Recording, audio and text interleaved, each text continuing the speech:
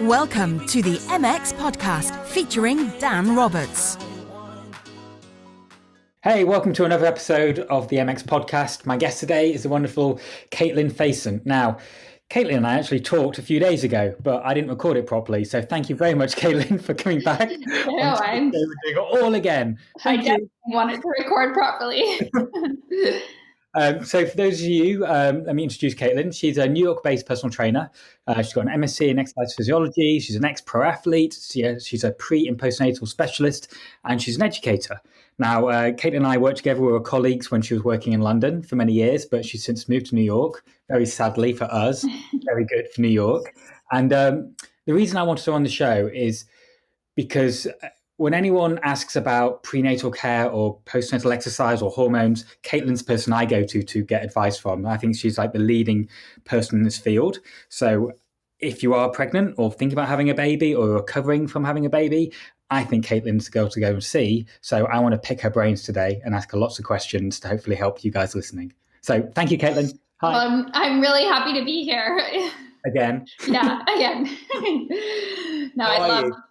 I'm good. Yeah, I just finished going for a long walk with the babies, 2 months old now, named Skylar. Yeah. So yeah. Congratulations again. Thanks so much. So I guess the place I'd like to start is just the most obvious place for me is the guidelines, the current guidelines for exercise when you do fall pregnant. Could you sort of talk us through what they are, please? Yeah, so the current guidelines are from the American Association for Gynecologists and Obstetricians. And, the minimum amount of exercise that they recommend is exercising 5 days a week at, around, and basically anywhere from 150 minutes. So like 3 days a week to up to 5 days a week with your cardio. And, this is very generalized because it's really hard to do, studies with women and, their babies during pregnancy. There's also a lot of great research that was done quite a while ago by an exercise physiologist. And his name's escaping me at the moment, but I use him all the time. I can get his name in a moment.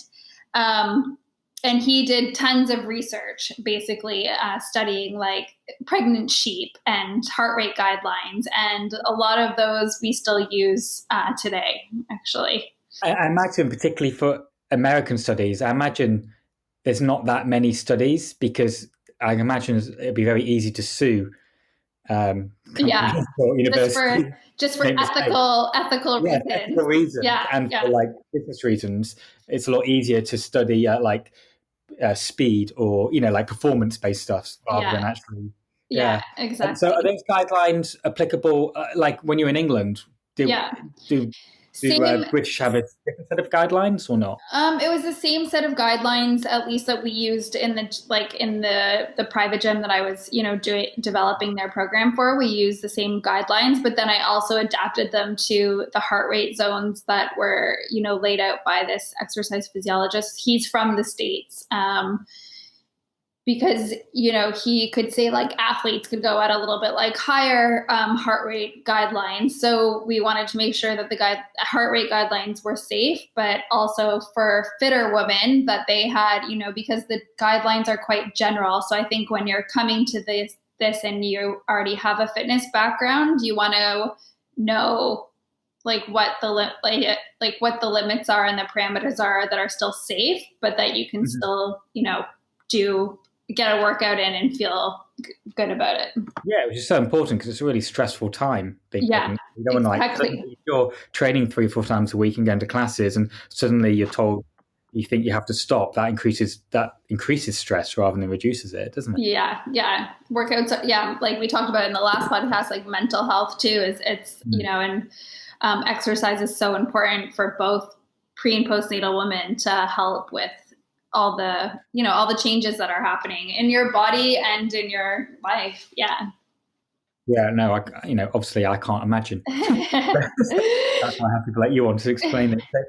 So a bit more specifically about the different, if we break it down to the trimesters, which is people normally do. What are the way that exercise recommendations change?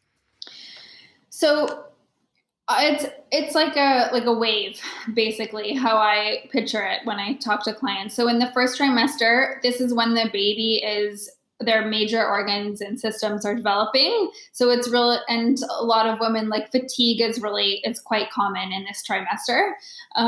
So you really want to make sure that you're resting. That's like the most important thing. And you might not be able to do your workouts like you used to be able to do, just because your body is so tired trying to give birth life and bring life into the world. In the second trimester, we refer this as the golden trimester. So this is normally a wonderful trimester for most women, and it's definitely the time where you can adopt healthy nutrition habits and work out a little bit more and focus on managing your pregnancy weight during this trimester. And then and you can keep on doing that almost like halfway into your third trimester, but then for the very last 4 to 8 weeks, again, then it dips down in your energy levels again, or you're going to be tired and preparing for the birth. So then it changes at that point. Yeah. So also in the first trimester, that's when the most chance of miscarriages are, right? Exactly. Yeah. So are there exercises or activities which increase the chance of miscarriages? Again, this is like intense. More research is coming out about this. Some of the stuff that I have read is more intense exercise, such as CrossFit, having your heart rate up above a certain amount, working out in the heat, because all of this takes blood away from the uterus, and the baby needs that nourishment. So those are things you want to avoid, like any sort of jumping exercises. Even with your running, if you're a runner, you may really want to start monitoring your heart rate in the first trimester and start the intensity, the most important thing you should watch for, as opposed to the actual biomechanics of certain movements. I would definitely say decrease your intensity and your volume in your sessions, and if you're only work out less is more.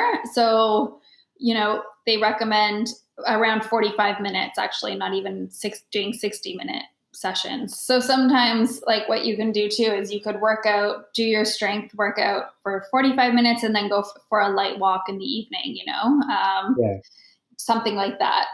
And then, you don't want to let it get your ego down too much, because you can increase your volume and your intensity in the second trimester. Mm-hmm. How about trying new things? Because I've always in the past sort of recommended against trying new sports or new activities when pregnant. Is that the thing to suggest? Yeah, I would say that if I definitely think, you don't want to try anything new, but at the same time, if you've never done exercise before, I think that it's also the perfect time to adopt, a self-care routine, and including some gentle based exercises in that routine to keep your body fit and manage the changes that happen during pregnancy. So that's where I would advise someone who's a complete beginner to actually, try to do something. And what kind of things do you recommend? A lot of resistant bands are excellent because, they're very safe to use. And, you can use them at home even without the advice of a coach and still be pretty safe using those. Yeah. Walking, just things that get your body moving. Movement is the main thing, whether it's in the form of, an elliptical or walking up a hill. It's just all movement and getting that heart rate, like the blood circulating, so that you can nourish the baby too. That circulation is important. Yeah. I think it's also important to remember, I think people who are listening are not that into exercise sometimes have a bit of a barrier about exercise. But if we just see exercise as movement, we remember it's a scale from walking is exercise, as is doing pull-ups and sprinting is also exercise. It's all a scale. So you have to find out if you're appropriate to your body at that time. Yeah. So has this the advice for the guidelines for while you're pregnant, has that changed much over the last 30, 40 years, or has it been pretty set? It's been pretty set. Like it was funny in the 1940s and 50s, the doctors used to recommend smoking to women to help with their, keep their weight down during pregnancy and also help manage stress levels, even when they were became moms. So I found that quite funny. I was educating trainers and found this article basically like promoting smoking to like a mother and her baby. Oh, God, and then amazing any of us are still around. Yeah. And then that really changed in the 80s. Women wanted to find out more information about, what they can do during pregnancy to stay fit. Mm-hmm. Yeah. And how about after the baby? What's your thinking about that? What's the current thinking about what's the best thing to do? Because obviously people, I think we all realize now, getting quickly back in shape is a bad idea mentally and physically. But what are the guidelines? This is an area where it's really hard, I think, for women to navigate, because basically when you go for your, so 6 weeks is kind of the standard timeline that they give for starting your routine again. So that's 6 weeks after the baby's born. And this is because based on the healing that happens from week 1 to 6, and then you see your doctor, you have your doctor's visit. Now, what happens during that doctor's visit is doctors aren't trained in exercise physiology, and they give women often the green light to go ahead with exercise, and so a lot of women think, I can run again and go back 100% like they used to be, and this is where injury can occur. So it's really important that we adopt a pragmatic approach and think of yourself as you have the yellow light to exercise instead of a green light, and you want to slowly and remember progress. Your body's been in trauma.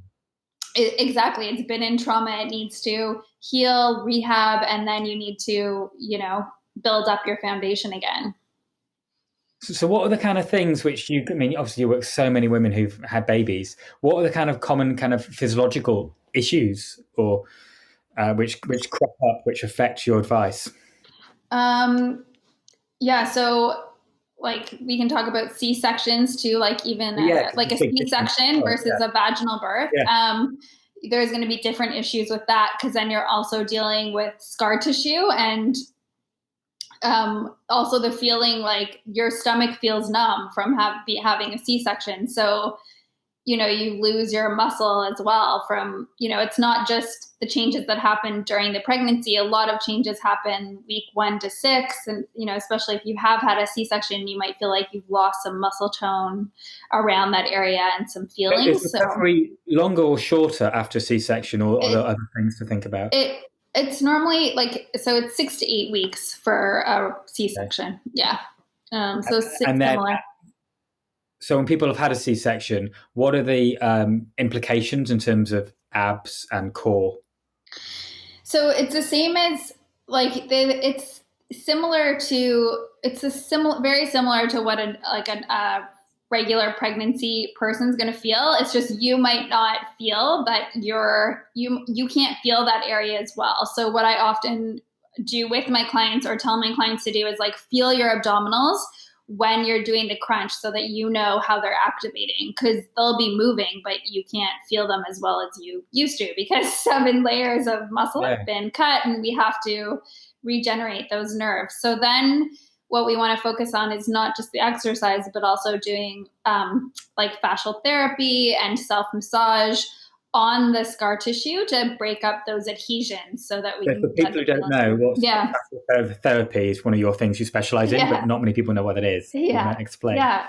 So fascia, when we think of fascia in the body, how I like to explain it is, if you think of a string of sausages, and the meat in that string those are your muscles, and then the connective to the tissue around that lining around that is our connective tissue, and it connects our head to our toes. It also connects our organs as well. It's like a network of tissue sheath around our organs. So when we have a scar, it's like a ripple effect. So, the scar is the center of a puddle, But then what can happen is it can create other imbalances and tightnesses in the body because it spreads out. Hopefully the people listening can have a visual of that in their head. Well, I understand it. So Yeah. I'm sure they'll get it. Let's talk about the what always interests me about exercise is always the mental side of it. And I think there's nothing more sort of brings it home, I guess, when you're pregnant, because the pregnant people I've worked with, it's like you're an emotional roller coaster. The body's going through changes, but also you do want to, you can't just switch off the fact you want to look good. So how do you get that balance right of actually just focusing yourself as like a vessel to create life, but also you still want to feel good about yourself as an individual. And it must be a nightmare because hormones are all over the place and your body's changing. How do you navigate that? And what kind of advice? So how do you navigate it, and what advice do you give to other women who are having troubles trying to figure all this stuff out? Because I imagine it'll just be a complete nightmare, and I'm not the person to ask. It's hard. Everyone wants to be like, the thin, mom after pregnancy. And it's just, it does take time. Like your body, it does, certain natural things happen, which are, already programmed in. For example, from week 1 to 6 in that initial phase, when you're breastfeeding, that encourages your uterus to start shrinking. So that's going to automatically help reduce the swelling in the abdomen. So there's natural things like that occur, without, I think, even a lot of women knowing about it. And then, I think taking care of yourself as well, making sure you're getting in proper hydration and, going for those walks and starting, you can start that when you're ready, as soon as you get home from the hospital during that week 1 to 6 phase, is just building up your walks. And it's amazing how fast you will lose weight. And then if you're struggling with that extra bit of weight or certain things, then you can work on them. It does take time to, the concept of getting your body back. It does take time, but with hard work, it can be achieved. Yeah. I mean, you have a 3-stage approach, right? When you work with, if I remember correctly. So can you want to go through that? So healing and recovery, that's essentially week 1 to 6. And then after that is a rehabilitation program. So I call it rehab and recovery. And then after that, so that can last about 4 to 6 weeks. It depends on how fast, each week you want to be progressing with your fitness. So if you start off going for walks with, 20 minutes, then maybe you can increase your walks to 60 minutes.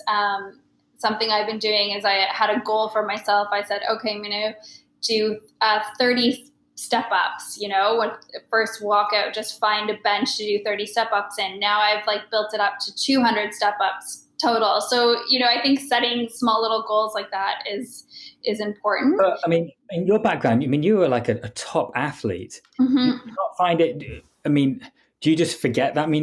I'd be so frustrated not being able to do the kind of stuff which when I last saw you in the gym a year ago or so, stuff you do. And do you just kind of forget that, or do you think, I'm going to build up to that? How do you? Yeah, I guess I just know, I've trained so many clients that I guess I'm lucky to be in a situation where I know I will get my fitness back. So I'm not stressed out about it right now, but I can definitely see, of course I want my jeans to fit me, but I don't know, you kind of just have to move on. The feeling that you're feeling in your body, it's only temporary. And if and I think that's something to really keep in mind. It's a temporary feeling. It's not going to be there forever.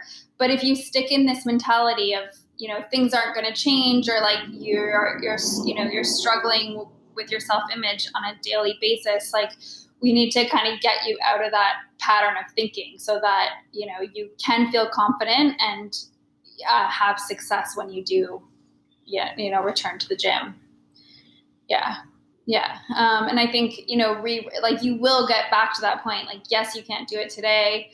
And also with that yellow light, green light system, you might feel like you want to run, but it's just, you have to hold back a little bit, or you might feel like you want to push yourself a little bit more. But I've just seen time and time again, like women who kind of overdo it in the beginning, and then it just further delays things down the road, basically. So where should women go to get advice? I mean, obviously they can, you have courses and you have ways of helping online, but what are the options, like free options are there for people to get solid advice about recovery and exercise? There's not a lot of Really? There's not a lot of places.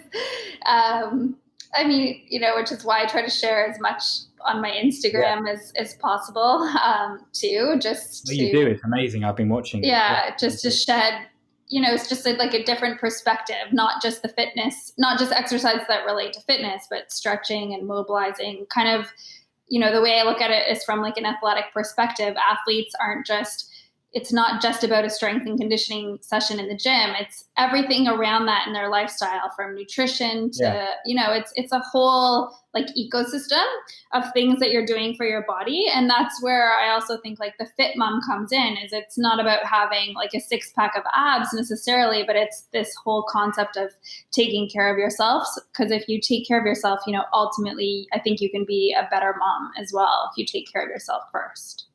I mean, what I've seen as well, and the few people in the past before you came on board, and I was like looking after clients going through pregnancy, is I did find that so many changed their perspective on exercise and on their body after a baby for the better. Yeah. Sometimes because I work for a lot of models and sort of people who have to look good for their job, like actors and stuff. Yeah. Sometimes it's easy to become a little bit vain and just focus on looks. And I think when you have a baby, suddenly you realize there's a lot more to that. So it can be used as a catalyst, I think, to live a more athletic life, like you're saying, and be part of a well-being plan. And then when you do and when you do get to a place where you're like close to your pre-body size, you might appreciate it more, and talk to yourself a little bit nicer. And obviously, like you said, it's completely different. It can be very different if you need your body for your job. From the models I worked with in the past, they wanted to have babies, but their body fat was so low, they weren't even having periods. So they changed their lifestyle so they could get pregnant, let alone the other stuff. But have you come across that much? Yeah, I have, definitely. Like, even if women aren't models, there's still a lot of women that are, like either have an exercise addiction or, they are just that borderline too thin. And then, you're working on, it's a different way. It's a different goal, right? To train for having a baby. It's quite trendy in gym culture now for women to be quite strong and low body fat, same as men. Yeah. And that's compared to like 10 years ago, everyone seems to be stronger and less body fat. If you're a guy and you're walking around with 10% body fat, there's no real health implications. But for a woman with 10% body fat, you're not gonna menstruate at that level. Your body's not gonna function. Women are designed to have slightly more body fat than men naturally. Yeah, exactly. It's a bit of a problem with gym culture a little bit nowadays, I think. So let's talk about exercises. What exercises, Katelyn, do you find yourself regularly repeating with your clients? I mean, one thing that I love that's safe, like mostly throughout all trimesters and postnatal is a hip lift but it's like using the Swiss ball. So your upper body, you just sit on the Swiss ball. It's easy to get into when the bump gets really big. You can use weights, roll out so that your upper back and head is on the Swiss ball, and then you can perform your hip lifts from there. So that's always safe. That's going to work. So that's going to load glutes, hamstrings. It's also going to help take care of your lower back too. Like when we talk about lower back health, you could even do like a plank off there where you're just holding the positions with weights. I find that's really telling. Like if I have any clients, if you're doing that exercise and your lower back flares up, that's generally a sign that you probably need to get some help from a physio. That'd be a sign that your muscles are not strong enough in that area. So that's really safe to do. A lot of like posture is like so important during pregnancy because, that you can get like upper cross syndrome. So for those of you who don't know it, your shoulders can get rounded forward, the neck muscles can get very tight. And the reason why we want to work on this is because it can even get worse actually when you're carrying your baby and when they're born. So this posture and keeping this shoulder joint stable is something you'll see throughout all my what are your programs. exercises to help with posture? So you can do your rows. Those are like some obvious things, but some not obvious exercises that you want to be doing would be a chest fly, because that's going to help open up and stretch the chest and place the shoulder blades like in alignment so that they're not rounding forward. And then you can do some external rotation as well.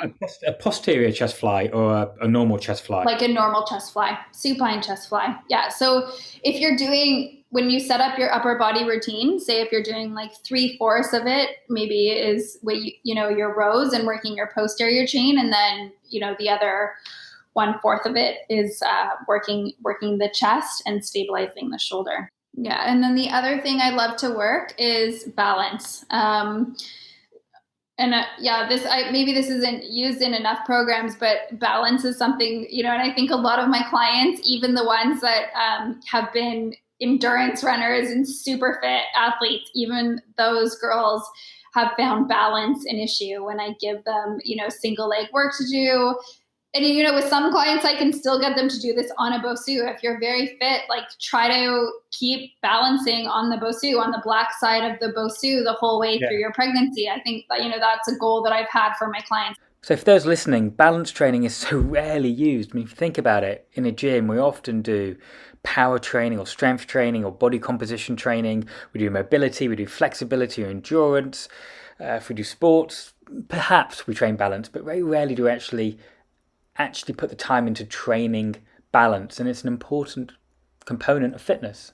So actually, 2 days ago, my own training, just playing around in my little home gym, where I've got these powerlet bars, and I was just jumping from like 1 meter away, trying to jump on top of the powerlet bars and balancing into squats, just like a parkour exercise. Yeah. But I haven't done that stuff in like 15 years, and it was so humbling because I was so terrible at it, and it took me like 10 minutes to be able to get 3 reps, but that's going to do my body much more good than just doing another set of bicep curls or some lunges, which my body can do quite well. Yeah. Probably not if I was pregnant. I probably wouldn't jump but just to challenge your body in new ways like that is always so important. Yeah, I agree. And the other one is that a lot of women think they can't train their core during pregnancy, and it's I don't know where that concept comes from, or they're like afraid that they're going to hurt the baby. And it's just, we need to be training the core just in a, safe way. Are you going to be doing leg lifts and planks throughout your whole pregnancy? No, but side planks I use side planks a lot throughout the whole, all trimesters, just because you can modify them so much. Reverse planks are also really, safe. You can do those. So there's lots of ways you can work these things. But yeah, that's another one where women, they're like, oh, I didn't know I could work my core, and they're having lower back issues. And it's like, no, we really want to keep working those muscles. Yeah. So Katelyn, because you teach yoga as well, what's your views on yoga while pregnant? You know what? For some reason, this is like the exercise. Yoga seems to be the activity. Like when you're pregnant, people want to pick up yoga. It's really funny. And to be honest, I find it it's the hardest thing to pick up when you're pregnant, because there's so much, like being on the wrists and the hands, your joints get looser during pregnancy with the hormone relaxin. And if you haven't been doing yoga before, this is so hard to teach someone. So if they want to, I'll incorporate like other kinds of moves, but to be on the hands, if you haven't been doing a yoga practice before, I would just say like wait to do that body weight loading until after the pregnancy.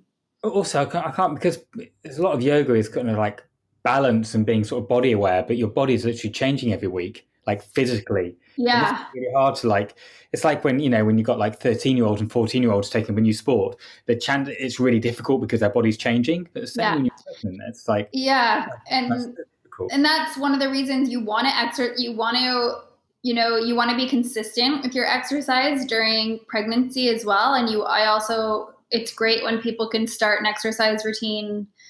I think for some women, it can be hard to start in the first trimester. Who cares what you've done, but start something in the second trimester, because if you wait till the third trimester, you haven't had time to adapt to your bump and your new anatomy.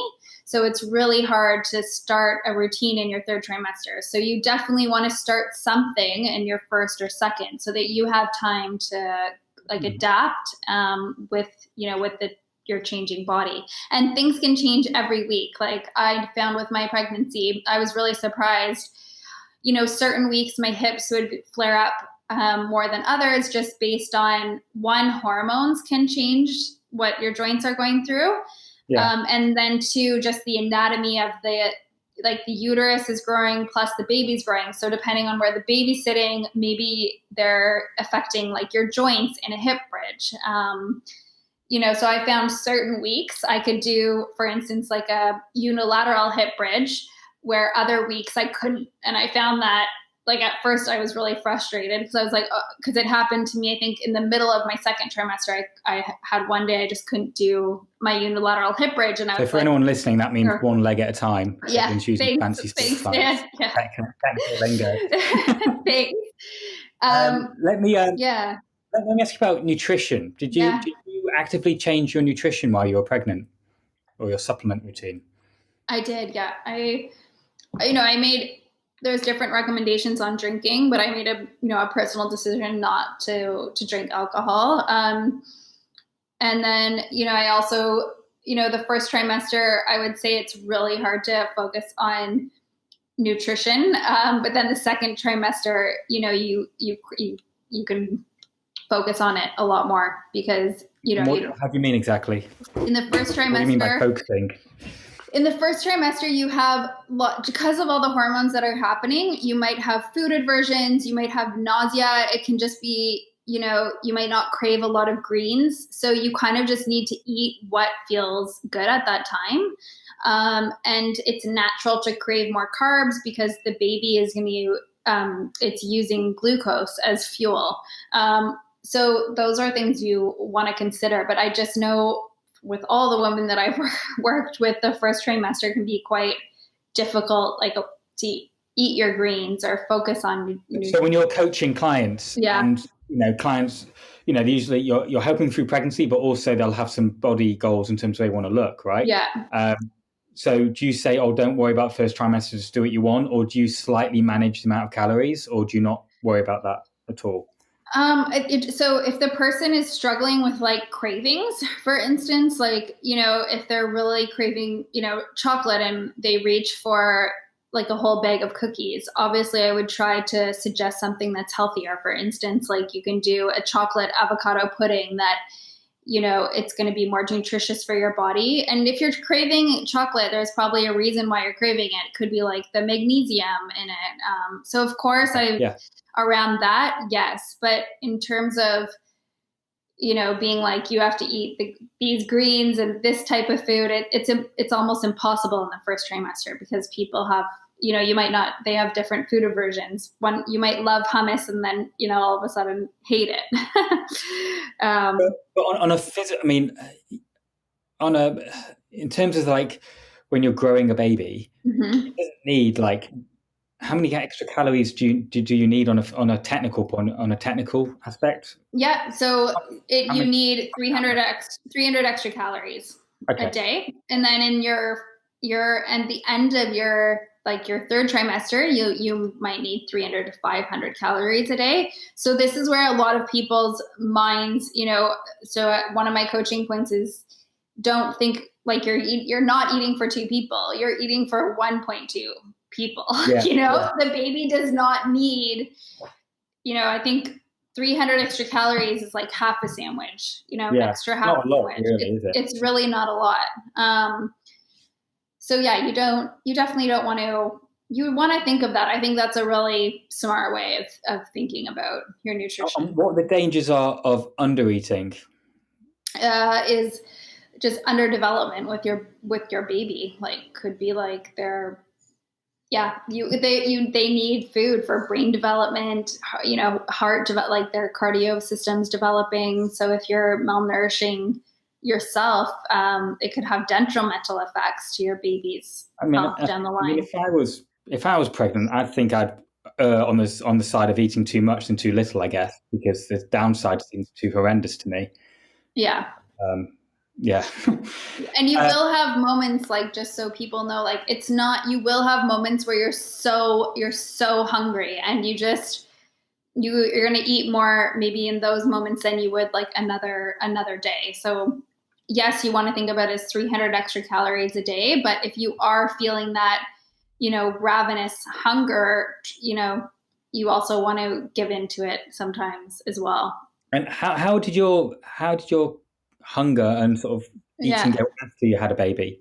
Did it change? Yeah. So when the milk was coming in, I don't think I've ever eaten so much in my life. Like, coming from the figure skating world, I've always been quite like body conscious and, very careful with what I eat. So I don't think I've ever eaten as much in my life. And somehow I lost, the weight really, like I lost, I think, 22 pounds in 2 weeks, like just to give an example, which is a lot. And I didn't think that would happen because I was so swollen after, they say like you're going to lose about 12 pounds after the birth because obviously the baby weighs, they have a certain weight, then you're losing fluids, your uterus is shrinking. So, but I found that coming out of the hospital, I was heavier than going in. And then in 2 weeks, I lost 22 pounds. It was crazy. And that was through just sweating out the hormones in the night. Like, and then, yeah. So we've got a few questions from people who are listening in. I asked a couple of weeks ago, actually. It's quite relevant. Now, there's one question I'm sure you've been asked a lot, but we've got Anna from Lisbon. She says, look, I'm pregnant and I'm worried my body will never go back to the way it looked. Is it impossible to get it back looking the way it was? I personally feel it's not impossible. Like you can, it's hard work to get it back, and it takes patience and commitment.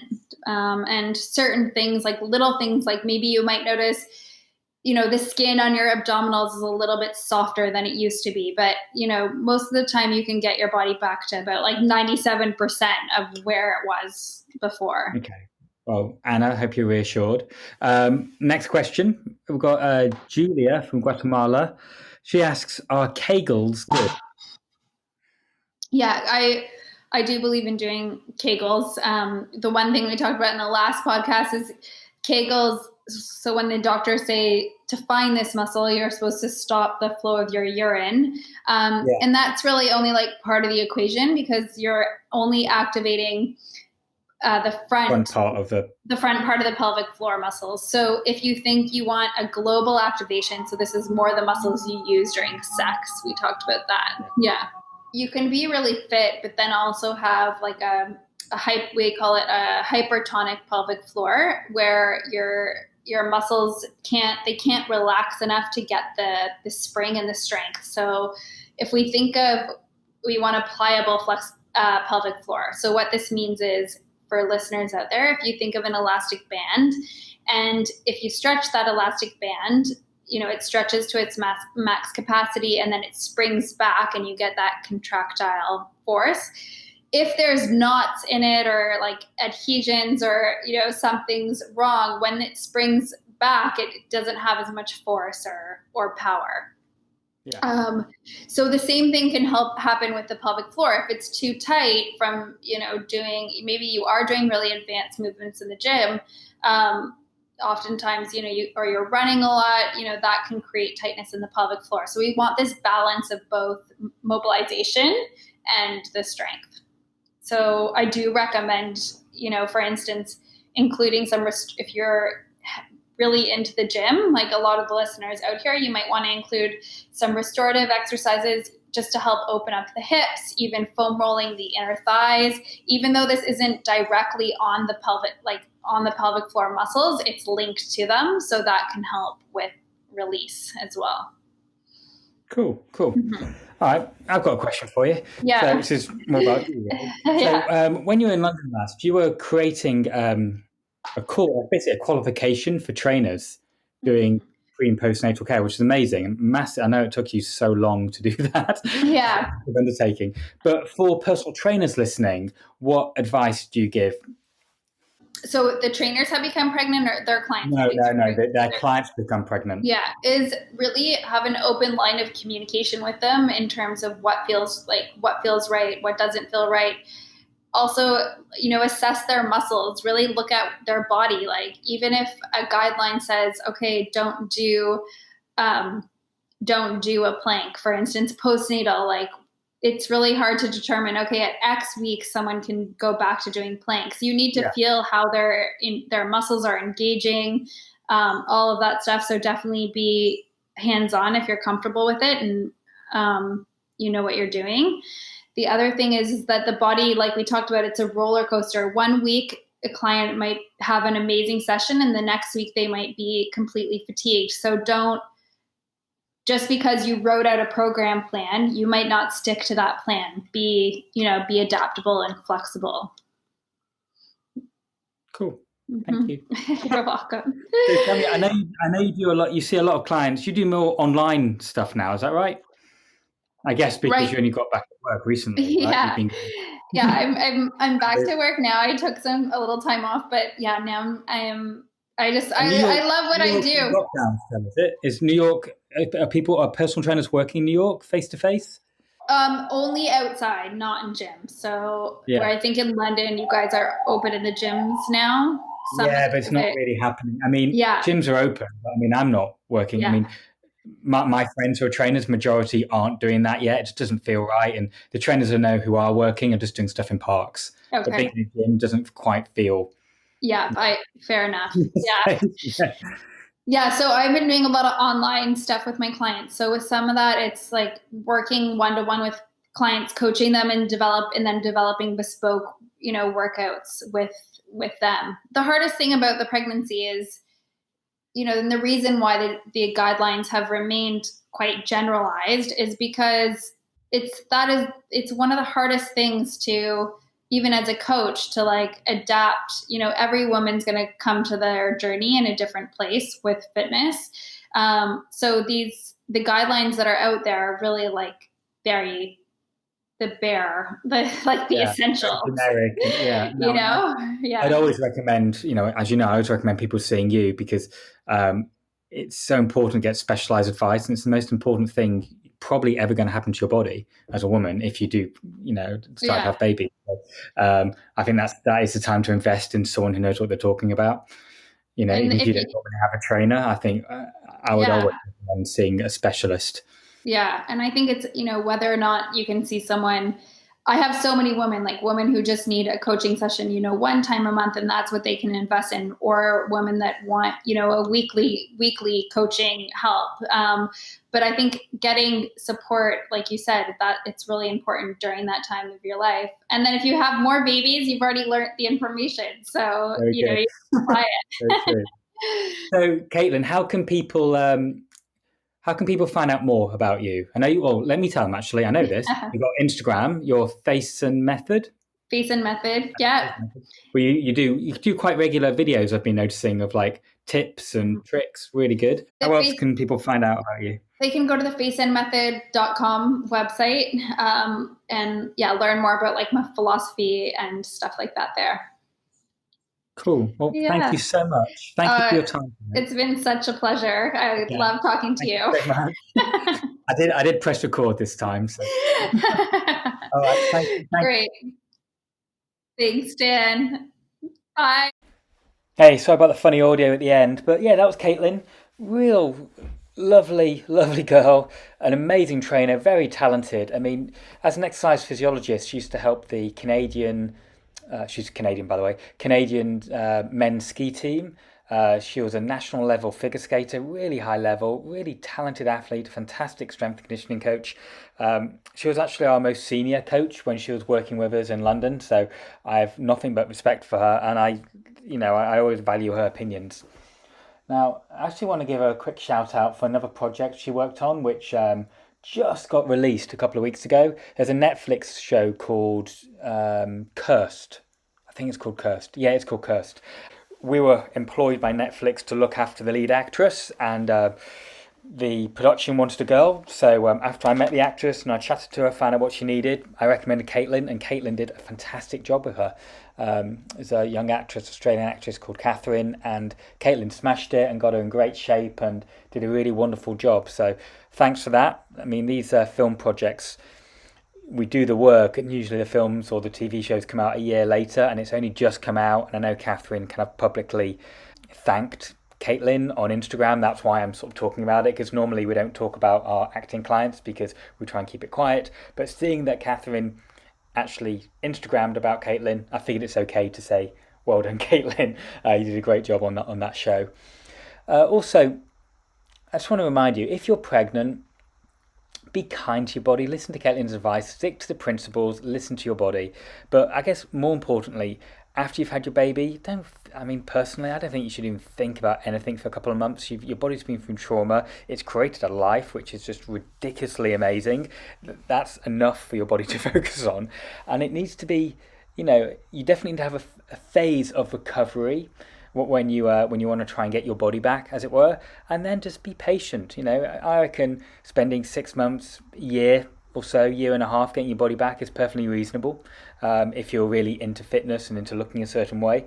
If you're not, that's cool, you don't have to, but some kind of rehab is important, but don't put pressure on yourself. You've been through so much. Just be kind to your body. That's the most important thing. Alrighty, so I hope you enjoyed the episode. I've got a favour. If you are enjoying these episodes, we would love, I and my little team would love to get some reviews on Apple, because it helps us basically get this show out more and it helps more people see it. So if you are listening on Apple, or if you go to iTunes or go to podcasts on Apple, please do give a review. I don't mind what it is, 1 star, 5 stars. I don't mind. Just an honest review, honest feedback is always appreciated. All right, thanks. I will talk to you next Wednesday. All right, bye-bye.